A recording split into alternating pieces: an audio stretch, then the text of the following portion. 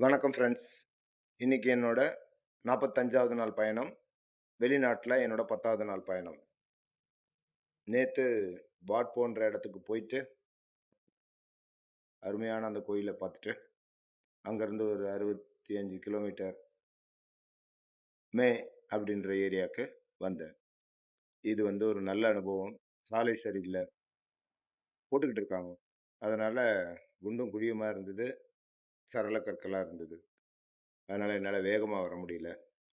அதுல ஒரு பஞ்சரும் ஆயிப்போச்சு. நல்ல வேளை. முக்கியமான மெயின் சிட்டிக்கு வந்த உடனே தான் காத்து இறங்குச்சு. அது ஒரு பெரிய சந்தோஷம். ஆனா நான் வர்றதுக்குள்ள இருட்டி போச்சு. மேக்காங்ன்னு ஒரு ரிவர தாண்டுற ஒரு வாய்ப்பு கிடைச்சது. ஃபெரின்னு சொல்லுவாங்க. 3 போட்ட சேர்த்து வச்சு கட்டி, அதுல பலகை அடிச்சு, அதுல லாரி, பஸ் எல்லாமே ஏத்தி ஆத்த கடந்து கொண்டு போயிருக்காங்க. அதுலயும் பயணம் பண்ற ஒரு வாய்ப்பு கிடைச்சது. அத தாண்டி பஞ்சர் எல்லாம் போட்டுட்டு வர்றதுக்குள்ள இருட்டி போச்சு. ரூம் கிடைக்கல. ரொம்ப தடுமாற்றமாயி போச்சு.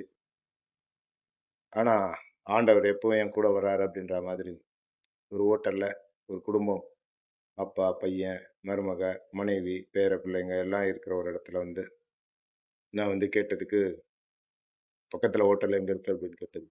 "இங்கிருந்து ஒரு 30 கிலோமீட்டர்ல இருக்கு" அப்படின்னு. நான் பரவால்ல அப்படின்னு சொல்லிட்டு என்னோட பயணத்த தொடரலாம் அப்படின்னு தான் நான் முடிவு பண்ணிட்டேன்.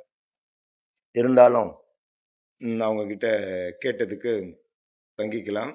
வெளியில ஹட் மாரி போட்டு வச்சிருக்கோம். அதுல தங்கிக்கோங்க" அப்படின்னு சொல்லிட்டு சொன்னாங்க. "பசிக்குது. என்ன வேணும்னு?" கேட்டாங்க. "எனக்கு தெரியல. ஏதாவது குடுங்க" அப்படின்னு சொன்னேன். சாதமும், சூப்போட நூடுல்ஸும், ஆம்லேட்டும் குடுத்தாங்க. பலாப்பழம் குடுத்தாங்க. ஐஸ் வாட்டர் இங்க காசு தான் எல்லாமே. அது குடுத்தாங்க. அன்பா கவனிச்சுக்கிட்டாங்க. அப்புறம் வெளியில போய் நான் படுக்கலாம் அப்படின்னு சொல்லிட்டு போனேன். படுத்தப்ப படுக்கும்போது ஒரு பாய் மட்டும் இருந்தது. அப்புறம் அத சுத்தமா பெருக்கி விட்டு, கணவர் போய் ஒரு பெட்ஷீட் எடுத்துட்டு வந்தாரு. அந்த அம்மா போயிட்டு ஒரு பெட்டு, தலகாணி எல்லாம் எடுத்துட்டு குடுத்து, "படுத்துக்கோங்க" அப்படின்னாங்க. ஒரு நல்ல அனுபவம். மொழி தெரியாத ஊர்ல. டிரான்ஸ்லேட்டரும் ஒர்க் ஆவல, நெட்டும் ஒர்க் ஆவல. உணர்வுகள் மட்டுமே பரிமாறிக்கிட்டு, அன்பும், தேவைகளையும் பூர்த்தி செய்ற இந்த ஒரு விஷயத்த கடவுள் எனக்கு புரிய வச்சாரு. நல்ல ஒரு அனுபவமா இருந்தது. நல்ல குடும்பம். பிள்ளைங்க எல்லாம் காலையில கிளம்பிடுச்சு. மருமகள் எல்லாம் அவங்கவங்க வேலைய பார்க்க போயிட்டாங்க. அவரும் காலையில கிளம்பிட்டாரு. ஒரு ஃபோட்டோ மட்டும் எடுத்திருக்கேன். எடுத்துட்டு இப்ப நானு கிளம்ப போறேன். நல்ல நினைவுகளோட கிளம்புறேன். நம்பிக்கையோட இருங்க நண்பர்களே. ஆண்டவர் எப்பவும் நம்ம கூட துணை இருப்பார்.